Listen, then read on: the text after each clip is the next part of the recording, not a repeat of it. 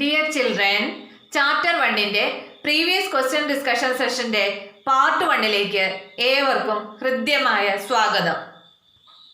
ആദ്യം നമുക്ക് ഈ COVID-19 കാലഘട്ടത്തിൽ നിങ്ങളുടെ ചേട്ടന്മാരും ചേച്ചിമാരും ഒക്കെ എഴുതിയ മാർച്ച് 2021 പബ്ലിക് എക്സാമിന്റെ ക്വസ്റ്റ്യൻസ് ഡിസ്കസ് ചെയ്യാം. First question: The excess of income over expenditure in a not-for-profit organization is called dash. ലാഭേച്ഛ ഇല്ലാത്ത സ്ഥാപനങ്ങളിലെ ചെലവുകളേക്കാൾ വരുമാനത്തിൽ വരുന്ന അധിക തുകയെ ഡാഷ് എന്ന് പറയുന്നു. എന്തെന്നാ പറയുന്നത്? Surplus, deficit, capital, revenue. ഏതാണ് കറക്റ്റ് ആൻസർ? അതായത് ഇൻകം കൂടുതലും എക്സ്പെൻഡിച്ചർ കുറവുമാണ് എങ്കിൽ ആ അധികം വരുന്ന ഇൻകത്തെ എന്തെന്നാ വിളിക്കുന്നത്? നമ്മൾ സർപ്ലസ് എന്നല്ലേ വിളിക്കുന്നത്. അപ്പൊ ആൻസർ ഏതാണ്? സർപ്ലസ് ആണ് അല്ലേ. ഇപ്പം ഡെഫിസിറ്റ് അല്ല. ഡെഫിസിറ്റ് വരുന്നത് എപ്പോഴാണ്? എക്സ്പെൻഡിച്ചർ കൂടുതലും ഇൻകം കുറവുമാണെങ്കിൽ അധികം വരുന്ന എക്സ്പെൻഡിച്ചറിനാണ് എന്തെന്ന് പറയുന്നത്? ഡെഫിസിറ്റ് എന്ന് പറയുന്നത് അല്ലേ. പിന്നെ ക്യാപിറ്റൽ അല്ലല്ലോ. ക്യാപിറ്റൽ എന്ന് പറഞ്ഞാൽ എന്താണ്? Excess of assets over liabilities ആണ് അല്ലേ. അപ്പൊ അതുമല്ല, റവന്യൂവും അല്ല. കറക്റ്റ് ആൻസർ ഏതാണ്? സർപ്ലസ് ആണ്. നെക്സ്റ്റ്, ഒരു 3 സ്കോർ ക്വസ്റ്റ്യൻ നോക്കിക്കേ. List out any 3 differences between income and expenditure account and receipts and payment account. Income and expenditure അക്കൗണ്ടും റെസീപ്റ്റ്സ് ആൻഡ് പേയ്മെന്റ് അക്കൗണ്ടും തമ്മിലുള്ള ഏതെങ്കിലും 3 വ്യത്യാസങ്ങൾ എഴുതാൻ. ഇപ്പൊ 3 വ്യത്യാസമാണ് ചോദിച്ചിട്ടുള്ളൂ. കോളം വരച്ച് 3 ഡിഫറൻസ് എഴുതണം. വളരെ ഇമ്പോർട്ടൻ്റ് ആണ്. പഠിച്ചോണ്ടെന്ന് ഞാൻ പറഞ്ഞിട്ടില്ലായിരുന്നോ? അപ്പൊ അത്. നെക്സ്റ്റ്, ഒരു 5 സ്കോർ ക്വസ്റ്റ്യൻ നോക്കിക്കേ. As per receipt and payment account for the year ended on March 31st, 2019, the subscription received were rupees 50,000. Additional information given is as follows. Receipt and payment account പ്രകാരം 2019 March 31 അവസാനിക്കുന്ന സാമ്പത്തിക വർഷത്തിൽ സബ്സ്ക്രിപ്ഷനായി ലഭിച്ച തുക 50,000 രൂപയാണ്. ചില അനുബന്ധ വിവരങ്ങളും ചുവടെ നൽകിയിരിക്കുന്നു. First, subscription outstanding on 1st April 2018 rupees 5,000. അതായത് 1st April 2018 സബ്സ്ക്രിപ്ഷൻ ഇനത്തിൽ ഇനിയും 5,000 രൂപ ഔട്ട്സ്റ്റാൻഡിംഗ് ആണ്. എന്ന് വെച്ചാൽ എന്താണ്? കുടിശ്ശികയാണ് അല്ലേ.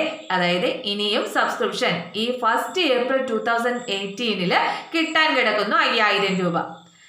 നമുക്ക് ഇതിലേക്ക് ഡീറ്റെയിൽ ആയിട്ട് പോകുന്നതിന് മുമ്പ് ആദ്യം നമുക്ക് എൻ്റെ കറണ്ട് ഫിനാൻഷ്യൽ ഇയർ ഒന്ന് നോട്ട് ചെയ്യാം. കറണ്ട് ഫിനാൻഷ്യൽ ഇയർ എന്ന് പറയുന്നത് ഏതാണ്? എൻഡ് ചെയ്യുന്നത് 31st March 2019 അപ്പോൾ ആ ഫിനാൻഷ്യൽ ഇയർ ആരംഭിക്കുന്നതോ 1st April 2018 അല്ലേ. അപ്പോൾ 1st April 2018 to 31st March 2019 നമ്മുടെ കറണ്ട് ഫിനാൻഷ്യൽ ഇയർ എന്ന് പറയുന്നത്. നോക്കിക്കേ, 1st April 2018 ഈ ഡേറ്റിൽ ഇനിയും സബ്സ്ക്രിപ്ഷൻ കിട്ടാനുണ്ട് എന്ന് പറയുമ്പോൾ, ഈ ഡേറ്റിൽ ഇനിയും സബ്സ്ക്രിപ്ഷൻ കുടിശ്ശികയാണെന്ന് പറയുമ്പോൾ അത് ഏത് വർഷത്തെയാണ്? ഇതിന് മുൻപുള്ള വർഷത്തേലേ, അതായത് പ്രീവിയസ് ഇയറിലെ അല്ലേ. അപ്പോൾ ഈ 5,000 രൂപ പ്രീവിയസ് ഇയറിലെ കുടിശ്ശികയാണ്. അപ്പോൾ അതെന്ത് ചെയ്യണം? നമുക്കിവിടെ റെസിപ്റ്റ് ആൻഡ് പേയ്മെന്റ് അക്കൗണ്ട് പ്രകാരം സബ്സ്ക്രിപ്ഷനത്തിൽ ആകെ കിട്ടിയ തുക 50,000 തന്നിട്ടുണ്ട്. അപ്പോൾ അതിൽ നിന്ന് ഈ പ്രീവിയസ് ഇയറിൽ എന്ത് ചെയ്യണം? ഡിഡക്റ്റ് ചെയ്യണം അല്ലേ. അപ്പോൾ ഇത് ഡിഡക്റ്റ് ചെയ്യേണ്ട ഐറ്റമാണ്, നമുക്ക് മനസ്സിലായി. Next, subscription outstanding on 31st March 2019 rupees 3,000. 31 March 2019 സബ്സ്ക്രിപ്ഷന്റെ കുടിശ്ശിക എന്ന് പറയുന്നത് 3,000 രൂപയാണ്. നോക്കിക്കേ, ഡേറ്റ് ഇവിടെയാണ്. നമ്മുടെ ഫിനാൻഷ്യൽ ഇയർ എൻഡ് ചെയ്യുന്ന ഡേറ്റിൽ ഇനിയും 3,000 രൂപ കുടിശ്ശികയുണ്ട് എന്ന് പറയുമ്പോൾ, ഇവിടെ നോക്കിക്കേ, നമ്മുടെ ഫിനാൻഷ്യൽ ഇയർ എൻഡ് ചെയ്യുക ഈ ഡേറ്റിൽ ഇനിയും കിട്ടാനുണ്ട് എന്ന് പറയുമ്പോൾ അത് ഏത് ഇയറിലെയാണ്?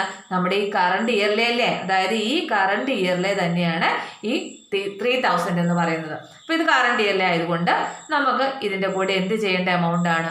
ആഡ് ചെയ്യേണ്ട എമൗണ്ട് ആണ് അല്ലേ. Clear? Third, subscription received in advance as on 1st April 2018 rupees 2,000. 1/4/2018 subscription received in advance എന്ന് വെച്ചാൽ എന്താ?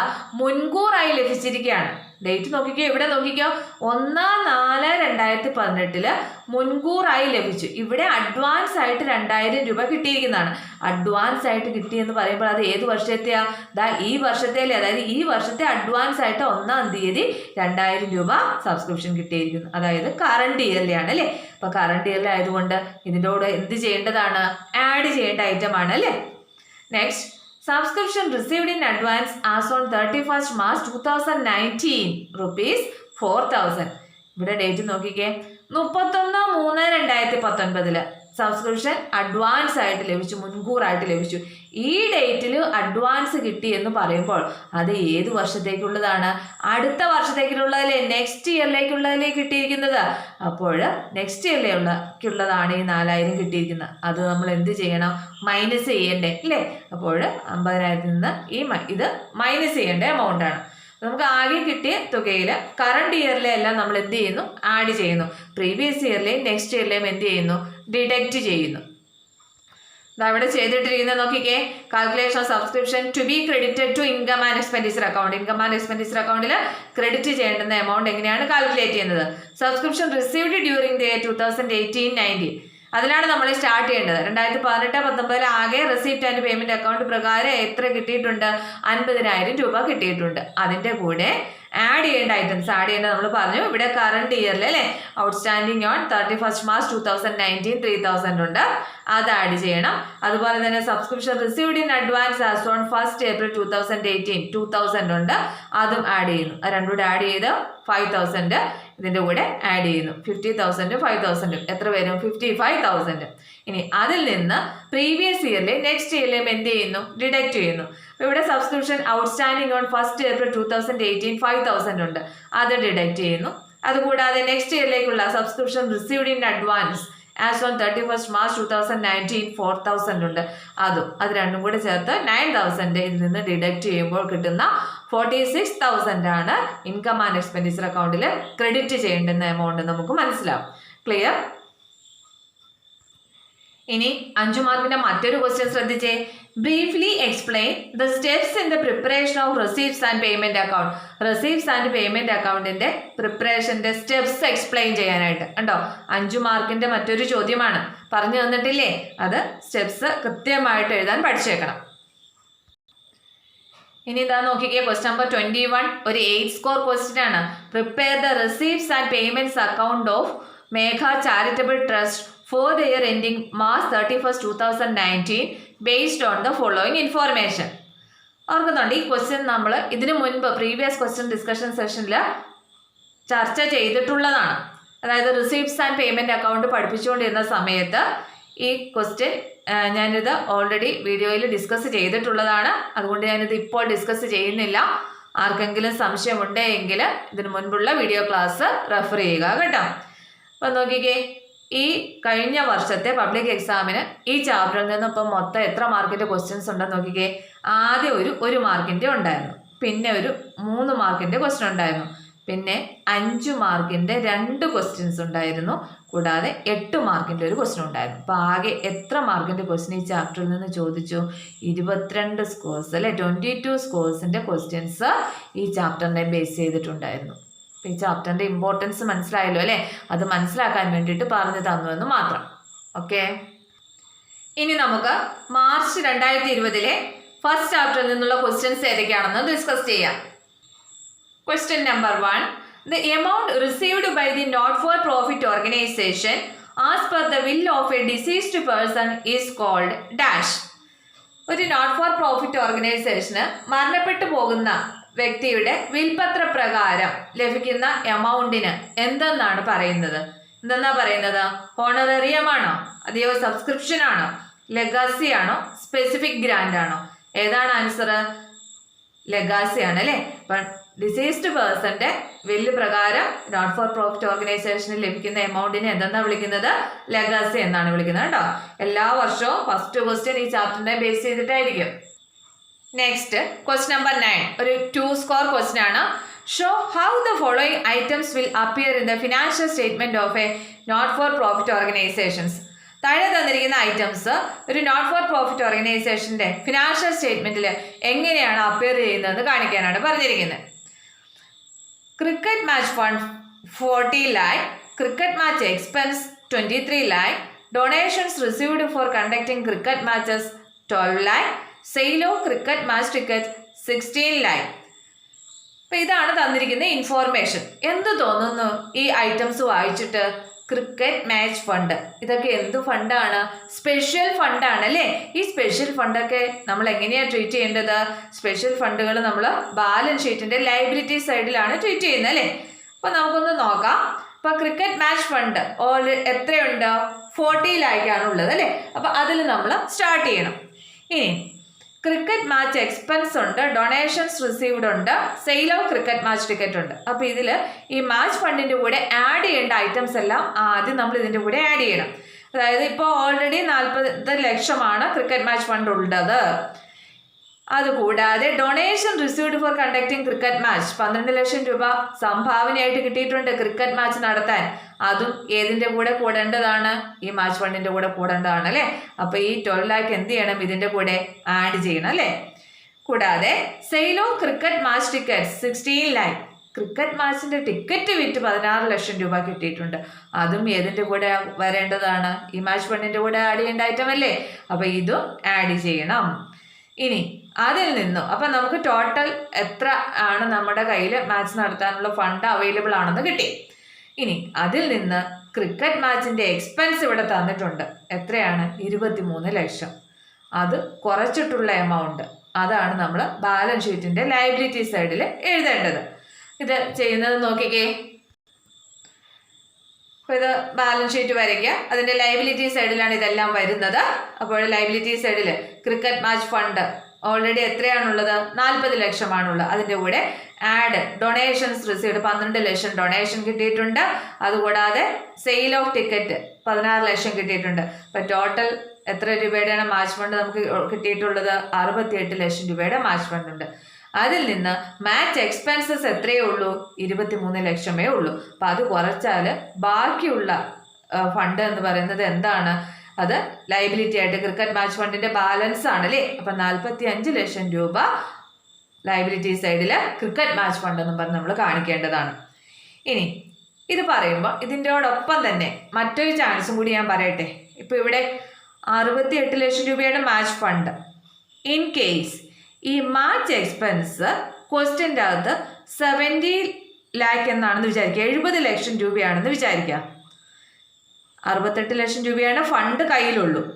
എക്സ്പെൻസ് എന്ന് പറയുന്നത് 70 ലക്ഷം രൂപ ആയെങ്കിൽ അത് നമ്മൾ ബാലൻസ് ഷീറ്റിലല്ല ട്രീറ്റ് ചെയ്യേണ്ടത്. ഓർക്കുന്നുണ്ടോ? അതായത് ഇവിടെ മൈനസ് ഫിഗർ വരും. എത്ര ലക്ഷം രൂപ? 2 ലക്ഷം രൂപ കുറവ് വരും അല്ലേ? അതായത് ഈ എക്സ്പെൻസ് മീറ്റ് ചെയ്യാനുള്ള ഫണ്ട് കയ്യിലില്ലായിരുന്നു. അങ്ങനെ വരുന്ന സാഹചര്യത്തിൽ ആ മൈനസ് ഫിഗർ, അതായത് കൂടുതലായിട്ട് വന്ന ആ എക്സ്പെൻസ് എന്താ ചെയ്യേണ്ടത്? ഇൻകം ആൻഡ് എക്സ്പെൻഡിച്ചർ അക്കൗണ്ടിൻ്റെ എക്സ്പെൻഡിച്ചർ സൈഡ് അല്ലെങ്കിൽ ഇൻകം ആൻഡ് എക്സ്പെൻഡിച്ചർ അക്കൗണ്ടിൽ ഡെബിറ്റ് ചെയ്യണം ആ 2 ലക്ഷം എന്ന് പറയുന്നത്. മനസ്സിലായല്ലോ? അങ്ങനെയും വരാം. അപ്പോൾ അത് മറക്കാതെ അത് അങ്ങനെ വേണം ചെയ്യാൻ കേട്ടോ. അപ്പോൾ ഈ കേസിൽ ഇവിടെ എക്സ്പെൻസ് കഴിച്ച് ബാക്കി വീണ്ടും മാച്ച് ഫണ്ട് അവൈലബിൾ ആണ് 45 ലക്ഷം. അപ്പോൾ അതുകൊണ്ട് അത് ബാലൻസ് ഷീറ്റിൻ്റെ ലയബിലിറ്റി സൈഡിൽ തന്നെ കാണിക്കുന്നു. ക്ലിയർ? Next question number 18. ഒരു 8 സ്കോർ ക്വസ്റ്റ്യൻ ആണ്.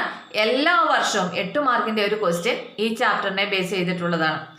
Following is the receipt and payment account of Madras sports club four the year ending 31 March 2019. 2019 March 31 Madras sports ക്ലബിൻ്റെ റിസീപ്റ്റ്സ് ആൻഡ് പേയ്മെന്റ് അക്കൗണ്ട് ആണ് ചുവടെ തന്നിരിക്കുന്നത്. അപ്പോൾ ആദ്യം നമുക്ക് ഇതിൻ്റെ കറണ്ട് ഫിനാൻഷ്യൽ ഇയർ ഒന്ന് നോട്ട് ചെയ്തേക്കാം. എൻഡ് ചെയ്യുന്നത് 31 മാർച്ച് 2019. അപ്പോൾ ഇത് ആരംഭിക്കുന്നത് എന്നായിരിക്കും? 1 ഏപ്രിൽ 2018 അല്ലേ? അപ്പോൾ കറണ്ട് ഫിനാൻഷ്യൽ ഇയർ എന്ന് പറയുന്നത് 1 ഏപ്രിൽ 2018 ടു 31 മാർച്ച് 2019 ആണ്. Receipts and payment account for the year ending 31 March 2019 അതാണ് തന്നിരിക്കുന്നത്. ആദ്യം നമുക്ക് ഈ ഐറ്റംസ് എല്ലാം വായിച്ച് അതിൽ അസറ്റ്സ് ഏതൊക്കെയാണ്, ഇൻകംസ് ഏതൊക്കെയാണ്, എക്സ്പെൻസസ് ഏതൊക്കെയാണ്, ഇതൊക്കെ ഒന്ന് ആദ്യം നോട്ട് ചെയ്യാം. Balance brought down. ഇതെന്താണ്?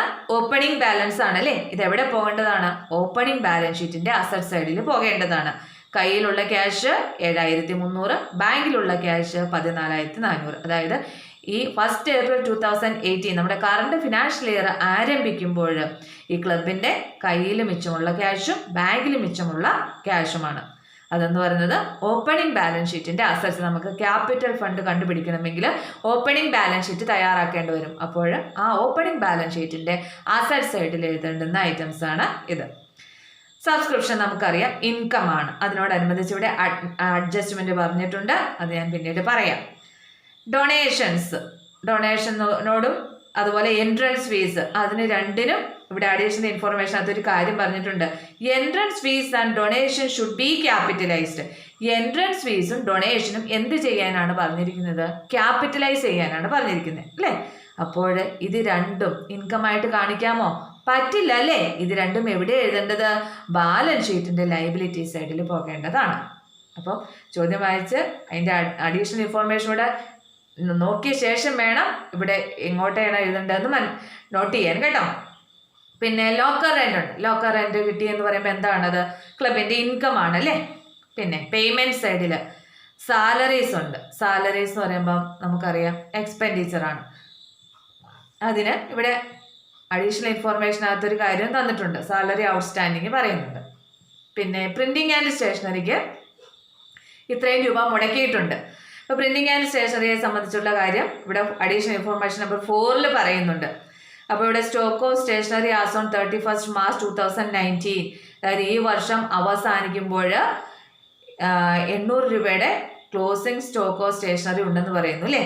അപ്പോൾ ഇവിടെ നമ്മൾ എന്ത് കാൽക്കുലേറ്റ് ചെയ്ത് കണ്ടുപിടിക്കണം? പ്രിന്റിംഗ് ആൻഡ് സ്റ്റേഷനറി കൺസ്യൂംഡ് കണ്ടുപിടിക്കണം. അതല്ലേ നമ്മൾ എക്സ്പെൻസ് ആയിട്ട് എഴുതേണ്ടത്. അപ്പോൾ പ്രിന്റിംഗ് ആൻഡ് സ്റ്റേഷനറി കൺസ്യൂംഡ് എത്രയാണ് നമ്മൾ കാൽക്കുലേറ്റ് ചെയ്ത് കണ്ടുപിടിക്കണം.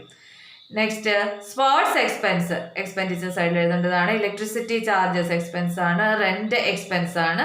എന്റർടൈൻമെന്റ് എക്സ്പെൻസ് ആണ്. ഇൻവെസ്റ്റ്മെന്റ് എന്ന് പറഞ്ഞാൽ എന്താണ്? അസറ്റ് ആണ് അല്ലേ?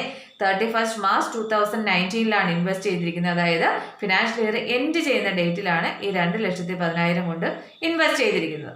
അപ്പോൾ അതുകൊണ്ട് തന്നെ ഇതിനകത്ത് ഇൻട്രസ്റ്റ് ഒന്നും നമുക്ക് കിട്ടാനില്ല, തന്നെയുമല്ല ഇവിടെ പെർസെൻറ്റേജ് ഒട്ട് പറഞ്ഞിട്ടുമില്ല. പിന്നെ ബാലൻസ് സീഡ് ഇതെന്ന് പറയുന്നത് ക്ലോസിംഗ് ബാലൻസ് ആണ്. അതായത് ഫിനാൻഷ്യൽ ഇയർ എൻഡ് ചെയ്യുമ്പോൾ ഈ ക്ലബിന്റെ കയ്യിൽ 9,300 രൂപയും ബാങ്ക് അക്കൗണ്ടിൽ 42,000 രൂപയും ഉണ്ടെന്നാണല്ലോ. അപ്പോൾ ഇതെന്ത് എവിടെ എഴുതേണ്ടതാണ്? ക്ലോസിംഗ് ബാലൻസ് ഷീറ്റിന്റെ അസറ്റ് സൈഡിൽ എഴുതേണ്ടതാണ്. നമുക്കതെല്ലാം മനസ്സിലായി. ഇനി അഡീഷണൽ ഇൻഫോർമേഷൻസ് കൂടി നോക്കാം. Subscription outstanding during 2018-19 amounted to ₹26,000. 2018-19 subscription ഇനിയും 26,000 രൂപ കൂടി കിട്ടാനുണ്ടെന്നല്ലേ ഇതിന്റെ അർത്ഥം? 18-19 നോക്കിക്കേ, 18-19 എന്ന് പറയുമ്പോൾ അതല്ലേ നമ്മുടെ കറണ്ട് ഫിനാൻഷ്യൽ ഇയർ എന്ന് പറയുന്നത് 18-19. 18-19 ഇനിയും കിട്ടാനുണ്ട് എന്ന് പറയുമ്പോൾ ഇതെന്ന് പറയുന്നത് ഏത് വർഷത്തെ തന്നെയാണ്? ഈ കറണ്ട് ഇയറിലെ ആണല്ലേ? അപ്പൊ എന്ത് ചെയ്യണം? ഓൾറെഡി കിട്ടിയ ഈ 3,53,900 കൂടെ ഇനിയും കിട്ടാനുള്ള 26,000 എന്ത് ചെയ്യണം? ആഡ് ചെയ്യണം അല്ലേ? അപ്പൊ സബ്സ്ക്രിപ്ഷൻ ഇൻകം ആണ്. ഇൻകം സൈഡിൽ ഈ കിട്ടിയ എമൗണ്ടിന്റെ കൂടെ ഇതും കൂടി ആഡ് ചെയ്യണം. ഇനി അതുപോലെ ഇനി കിട്ടാനുള്ള ഇൻകം എന്ന് പറയുന്നത് അതെന്താണ്? അസറ്റ് ആണ് അല്ലേ? അത് ബാലൻസ് ഷീറ്റിന്റെ ക്ലോസിംഗ് ബാലൻസ് ഷീറ്റിന്റെ അസറ്റ് സൈഡിലും വരേണ്ടതാണ്. Clear? Second, salary outstanding for the year 2018-19 amounted to ₹8,000. 2018-19 ഇനിയും സാലറി കൊടുക്കാനുണ്ട്, അതായത് എക്സ്പെൻസ് ഇനിയും കൊടുക്കാനുണ്ടെന്നാണ് അല്ലേ? അപ്പം സാലറി ഇവിടെ ഓൾറെഡി കൊടുത്തത് 88,000 ഉണ്ട്. അതിൻ്റെ കൂടെ ഇനിയും 8,000 കൂടി കൊടുക്കാനുണ്ട്. എന്ത് ചെയ്യണം? എക്സ്പെൻഡിച്ചർ സൈഡിൽ ഈ കൊടുത്ത എമൗണ്ടിന്റെ കൂടെ ഇനിയും കൊടുക്കാനുള്ള 8,000 ആഡ് ചെയ്യണം അല്ലേ? കൂട്ടണം. പിന്നെ ഇനിയും സാലറി കൊടുക്കാനുണ്ട് എന്ന് പറയുമ്പോൾ അത് എവിടെയും കാണിക്കണം? നമ്മുടെ ക്ലോസിംഗ് ബാലൻസ് ഷീറ്റിന്റെ ലയബിലിറ്റി സൈഡിലും കാണിക്കണം. ക്ലിയർ?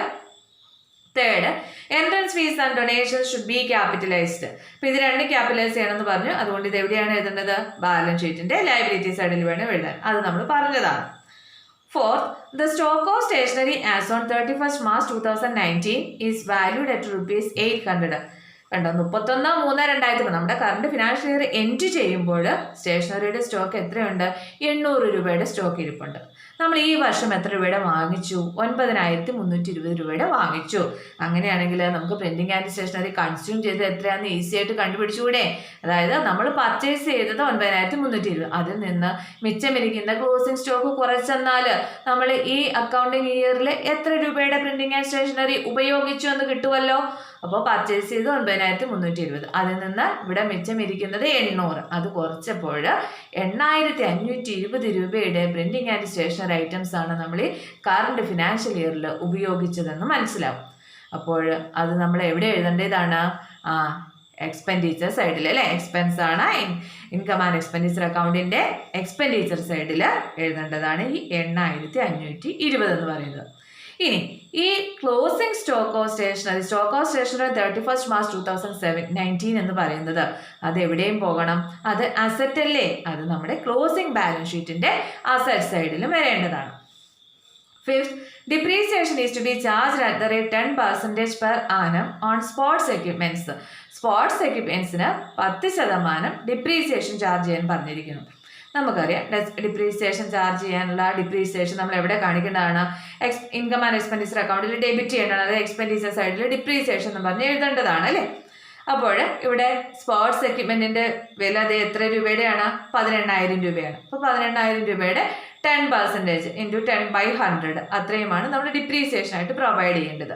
പിന്നെ നമ്മൾ ബാലൻസ് ഷീറ്റ് തയ്യാറാക്കുമ്പോൾ, ക്ലോസിംഗ് ബാലൻസ് ഷീറ്റ് തയ്യാറാക്കുമ്പോൾ എന്ത് ചെയ്യണം, നമ്മൾ സ്പോർട്സ് എക്യുപ്മെന്റ്സ് അസറ്റ് ആയിട്ട് കാണിക്കുമല്ലോ, ആ അസറ്റിൽ നിന്ന് ഈ ഡിപ്രീസിയേഷന്റെ എമൗണ്ട് ഡിഡക്ട് ചെയ്തിട്ടുള്ള എമൗണ്ട് വേണം എമൗണ്ട് കോളത്തിലേക്ക് എഴുതാൻ, അതും അറിയാം. Next, on 1st April 2018 other balances were as under. 1st April 2018 അതെന്ന് പറഞ്ഞാൽ എന്താണ് നോക്കിക്കേ, ഓപ്പണിംഗ് ഡേറ്റ് ആണ് അല്ലേ. കണ്ടോ, ഓപ്പണിംഗിലെ അസറ്റ്സും ഒക്കെയാണ് തന്നിരിക്കുന്നത്. 1st April 2018 ഓപ്പണിംഗ് ഡേറ്റ് അല്ലേ. ഓപ്പണിംഗ് ഡേറ്റിലെ കുറച്ച് ബാലൻസുകൾ തന്നിരിക്കുന്നു. നോക്കിക്കേ, land and building 1,20,000, sports equipments 18,000, library books 10,000, ഇത്രയുമുണ്ട്. അപ്പോൾ ഇതെല്ലാം നമ്മൾ ഓപ്പണിംഗ് ക്യാപിറ്റൽ കണ്ടുപിടിക്കാൻ വേണ്ടിയിട്ട്, ക്യാപിറ്റൽ ഫണ്ട് കണ്ടുപിടിക്കാൻ വേണ്ടിയിട്ട് ഓപ്പണിംഗ് ബാലൻസ് ഷീറ്റ് തയ്യാറാക്കൂലേ, അപ്പോൾ അതിൻ്റെ അസറ്റ് സൈഡിൽ എഴുതേണ്ടതാണ് ഇതെല്ലാം. അതുപോലെ തന്നെ ഇത് ക്ലോസിംഗ് ബാലൻസ് ഷീറ്റിലും വരണം. നമ്മുടെ ഓപ്പണിങ്ങിലുള്ള ഈ അസറ്റ് ഇത് നമ്മൾ ഇടയ്ക്കൊന്നും ഇവിടെ വിറ്റതായിട്ട് പറയുന്നില്ല, അതുകൊണ്ട് ഇതെല്ലാം എവിടെയും വരണം, ക്ലോസിംഗ് ബാലൻസ് ഷീറ്റിന്റെ അസറ്റ് സൈഡിലും വരണം. ഇവിടെ എഴുതുമ്പോൾ ഈ സ്പോർട്സ് എക്യുപ്മെന്റിന്റെ മാത്രം ഡിപ്രീസിയേഷൻ കുറച്ചിട്ടുള്ള എമൗണ്ട് വേണം എഴുതാനായിട്ട്. കാരണം സ്പോർട്സ് എക്യുപ്മെന്റിന് നമ്മളോട് ഡിപ്രീസിയേഷൻ ചാർജ് ചെയ്യാൻ പറഞ്ഞിട്ടുണ്ട്, മറ്റുള്ള ഒന്നിനും പറഞ്ഞിട്ടില്ല. അപ്പം ഇത് സ്പോർട്സ് എക്യുപ്മെന്റിന്റെ മാത്രം ഡിപ്രീസിയേഷൻ കുറയ്ക്കണം. ബാക്കിയുള്ള ഈ എമൗണ്ടുകളെല്ലാം ക്ലോസിംഗ് ബാലൻസ് ഷീറ്റിന്റെ അസറ്റ് സൈഡിലേക്കും വരണം, ഈ ലാൻഡ് ആൻഡ് ബിൽഡിങ്ങിന്റെയും ലൈബ്രറി ബുക്സിന്റെയും. Prepare income and expenditure account for the year ended 31st March 2019 and balance sheet as on that date. Income and expense 31st March 2019 income and expenditure account balance ഷീറ്റും തയ്യാറാക്കാനാണ് ആവശ്യപ്പെട്ടിരിക്കുന്നത്. ചെയ്തിട്ടിരിക്കുന്നത് നോക്കിക്കേ, ആദ്യം നമുക്ക് income and expenditure account വരയ്ക്കാം കേട്ടോ. അപ്പോൾ income and expenditure account for the year ending 31st March 2019. എക്സ്പെൻഡിച്ചറുകൾ salary, ഇനിയും കൊടുക്കാനുള്ള ഔട്ട്സ്റ്റാൻഡിംഗ് സാലറി ആഡ് ചെയ്തിട്ടുള്ള എമൗണ്ട് എഴുതിയിരിക്കുന്നു. പ്രിന്റിംഗ് ആൻഡ് സ്റ്റേഷനറി അത് കൺസ്യൂം ചെയ്ത എമൗണ്ട് 8,520 രൂപയുടെയാണ് കൺസ്യൂം ചെയ്തത്, നമ്മൾ കാൽക്കുലേറ്റ് ചെയ്ത് കണ്ടുപിടിച്ചായിരുന്നു, അത് വേണം എമൗണ്ട് കോളത്തിൽ എഴുതാൻ. സ്പോർട്സ് എക്സ്പെൻസ് ഉണ്ട്, ഇലക്ട്രിസിറ്റി ഉണ്ട്, റെന്റ് ഉണ്ട്, എന്റർടൈൻമെന്റ് എക്സ്പെൻസ് ഉണ്ട്. ഡിപ്രീസിയേഷൻ ആണ് സ്പോർട്സ് എക്യുപ്മെന്റ്. സ്പോർട്സ് എക്യുപ്മെന്റിന് 10% ഡിപ്രീസിയേഷൻ കൊടുക്കാൻ പറഞ്ഞിട്ടില്ലായിരുന്നു, അപ്പോൾ അത് 1,800, അത്രയും എക്സ്പെൻഡിച്ചർ സൈഡിൽ എഴുതേണ്ടതാണ്. ഇൻകംസ് എന്ന് പറയുമ്പോൾ സബ്സ്ക്രിപ്ഷന്റെ കൂടെ ഇനിയും കിട്ടാനുള്ള ഔട്ട്സ്റ്റാൻഡിങ് 26,000 ഉണ്ട്, അത് ചേർത്തിട്ടുള്ള എമൗണ്ട്. പിന്നെയുള്ള ഇൻകം എന്ന് പറയുന്നത് ലോക്കർ റെന്റ് ആണ്. ടോട്ടൽ ചെയ്യുക, 3,88,400 രൂപയാണ് ഇൻകം. അതിൽ നിന്ന് ഇത്രയും എക്സ്പെൻഡിച്ചറുകൾ കുറച്ച് കഴിയുമ്പോൾ ബാക്കി വരുന്ന excess of income over expenditure അഥവാ സർപ്ലസ് എന്ന് പറയുന്നത് 1,72,400 എന്ന് കിട്ടും. സർപ്ലസ് കിട്ടി. ഇനി നമുക്ക് ഫൈനൽ ബാലൻസ് ഷീറ്റ് തയ്യാറാക്കണം. അതിനു മുന്നേ നമ്മൾ ക്യാപിറ്റൽ ഫണ്ട് കൂടി കണ്ടുപിടിക്കേണ്ടതുണ്ട്. ക്യാപിറ്റൽ ഫണ്ട് കണ്ടുപിടിക്കാനായിട്ട് നമ്മൾ എന്ത് തയ്യാറാക്കണം, ഓപ്പണിംഗ് ബാലൻസ് ഷീറ്റ് തയ്യാറാക്കുക. അപ്പം balance sheet as on 1st April 2018 അല്ലെങ്കിൽ കഴിഞ്ഞ വർഷത്തെ ക്ലോസിംഗ് ഡേറ്റ് ഇട്ടാലും മതി, അല്ലെങ്കിൽ ഓപ്പണിംഗ് ബാലൻസ് ഷീറ്റ് എന്ന് എഴുതുക. എന്താണ് അസറ്റ്സും ലയബിലിറ്റീസും ലിസ്റ്റ് ചെയ്യുക. ഓപ്പണിംഗിലുള്ള അസറ്റ്സ് എന്ന് പറയുമ്പോൾ ലാൻഡ് ആൻഡ് ബിൽഡിംഗ് 1,20,000 ഉണ്ട്, സ്പോർട്സ് എക്യുപ്മെന്റ്സ് 12,000 ഉണ്ട്, ലൈബ്രറി ബുക്സ് 10,000 ഉണ്ട്. പിന്നെ നമ്മുടെ റെസിപ്റ്റ്സ് ആൻഡ് പേയ്മെന്റ് അക്കൗണ്ടിന്റെ ഓപ്പണിംഗ് ബാലൻസ് ക്യാഷ് 7,300, ബാങ്ക് 14,400, അത്രയും അസറ്റ്സ് ആണുള്ളത്. വേറെ ഓപ്പണിംഗിൽ ലയബിലിറ്റീസ് ഒന്നുമില്ല. ദെൻ ടോട്ടൽ ചെയ്യുന്നു, ബാലൻസ് ചെയ്യുമ്പോൾ കിട്ടുന്ന ഫിഗർ ക്യാപിറ്റൽ ഫണ്ടാണ്. ഇവിടെ എത്രയാണ് ക്യാപിറ്റൽ ഫണ്ട്, 1,69,700 എന്ന് കിട്ടും. ക്യാപിറ്റൽ ഫണ്ട് കിട്ടി. ഇനി നമുക്ക് എന്ത് തയ്യാറാക്കാം, ക്ലോസിംഗ് ബാലൻസ് ഷീറ്റ് തയ്യാറാക്കാം. Balance sheet as on 31st March 2019. Asset സൈഡിൽ cash in hand, cash at bank, ഇത് എവിടുന്നാ കിട്ടുന്നത്, നമ്മുടെ റെസിപ്റ്റ്സ് ആൻഡ് പേയ്മെന്റ് അക്കൗണ്ടിന്റെ ക്ലോസിംഗ് ക്യാഷ് ബാലൻസും ബാങ്ക് ബാലൻസും കണ്ടോ, 9,300, 42,000. പിന്നെ ഇനിയും കിട്ടാനുള്ള സബ്സ്ക്രിപ്ഷൻ എന്ന് പറയുന്നത് അസറ്റാണ് 26,000 രൂപ. ക്ലോസിംഗ് സ്റ്റോക്ക് ഓഫ് സ്റ്റേഷനറി 800 ഉണ്ട്, അത് അസറ്റാണ്. ഇൻവെസ്റ്റ്മെന്റ് 2,10,000 ഉണ്ട്, അത് അസറ്റാണ്. സ്പോർട്സ് എക്യുപ്മെന്റ് കണ്ടോ, സ്പോർട്സ് എക്യുപ്മെന്റ് എഴുതുമ്പോൾ അതിൽ നിന്ന് ഡിപ്രീസിയേഷൻ കുറച്ചിട്ടുള്ള എമൗണ്ട് വേണം എമൗണ്ട് കോളത്തിലേക്ക് എഴുതാനായിട്ട്. ദെൻ ലൈബ്രറി ബുക്സ് 10,000 രൂപയുടെ ഉണ്ട്. ലാൻഡ് ആൻഡ് ബിൽഡിംഗ് 1,20,000 രൂപയുടെ ഉണ്ട്. ലയബിലിറ്റി സൈഡിൽ ഇനിയും കൊടുക്കാനുള്ള സാലറി എന്ന് പറയുന്നത് അതെന്ന് പറയുന്നത് ബാധ്യതയാണ്, അത്രയുണ്ട് 8,000. പിന്നെ നമ്മൾ ക്യാപിറ്റൽ ഫണ്ട് കണ്ടുപിടിച്ചു 1,69,700. ആ ക്യാപിറ്റൽ ഫണ്ടിന്റെ കൂടെ സർപ്ലസ് ആണ്, അതുകൊണ്ട് അത് എന്ത് ചെയ്യുന്നു, ആഡ് ചെയ്യുന്നു, 1,72,400 എന്ന് കിട്ടും. പിന്നെ നമ്മളോട് ഇവിടെ പറഞ്ഞിട്ടുണ്ട് എൻട്രൻസ് ഫീസും ഡൊണേഷനും കൂടി ക്യാപിറ്റലൈസ് ചെയ്യാൻ. അപ്പോൾ അത് രണ്ടും കൂടി നമുക്ക് ഈ ക്യാപിറ്റൽ ഫണ്ടിന്റെ കൂടെ ആഡ് ചെയ്യാം. രണ്ടും ക്യാപിറ്റലൈസ് ചെയ്യാൻ പ്രത്യേകം നമ്മളോട് അഡീഷണൽ ഇൻഫർമേഷൻ പറഞ്ഞിട്ടുണ്ടല്ലോ. അപ്പം അതുകൊണ്ട് അപ്പം ആഡ് എൻട്രൻസ് ഫീസ് 24,200, ഡൊണേഷൻ 60,000. അപ്പം എല്ലാം കൂടെ ചേർത്ത് ക്യാപിറ്റൽ ഫണ്ട് ഇപ്പം എത്രയുണ്ട്, 4,26,300 ക്യാപിറ്റൽ ഫണ്ടായിട്ട് വരുന്നത്. ദെൻ രണ്ട് സൈഡും ടോട്ടൽ ചെയ്യുമ്പോൾ 4,34,300 രൂപയുടെ അസറ്റ്സും അത്രയും തന്നെ ലയബിലിറ്റീസും ഉണ്ടെന്ന് കാണാം. അപ്പം ഇങ്ങനെയാണ് ഈ ക്വസ്റ്റ്യൻ വർക്കൗട്ട് ചെയ്യുന്നത്. മനസ്സിലാക്കി നോട്ട്ബുക്കിലേക്ക് ചെയ്തു പഠിക്കുക. അപ്പം ഇന്നത്തെ ക്ലാസ്സിൽ ഇത്രയും മതി. അടുത്ത ക്ലാസ്സിൽ വീണ്ടും കാണാം. Okay, thank you.